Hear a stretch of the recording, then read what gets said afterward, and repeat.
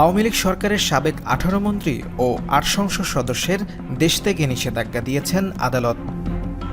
সোমবার Dhaka metropolitan senior special জজ মোহাম্মদ আশামস জগলুল হোসেনের আদালত দুদকের পৃথক ২ আবেদনের পরিপ্রেক্ষিতে এ আদেশ দেন। যাদের দেশ থেকে নিষেধাজ্ঞা দেওয়া হয়েছে তারা হলেন সাবেক পররাষ্ট্রমন্ত্রী হাসান মাহমুদ, বিদ্যুৎ, জ্বালানি ও খনিজ সম্পদ মন্ত্রণালয়ের সাবেক প্রতিমন্ত্রী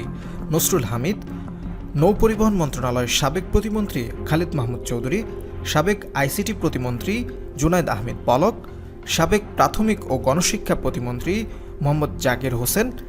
সাবেক প্রবাসী ও কল্যাণমন্ত্রী ইমরান আহমেদ, সাবেক বিদ্যুৎ, জ্বালানি ও খনিজ সম্পদ মন্ত্রণালয়ের প্রতিমন্ত্রী মোহাম্মদ এনামুল হক, সাবেক স্থানীয় সরকার, পল্লী উন্নয়ন ও সমবায় প্রতিমন্ত্রী স্বপন ভট্টাচার্য, সাবেক বাণিজ্যমন্ত্রী টিপু মুন্সি, সাবেক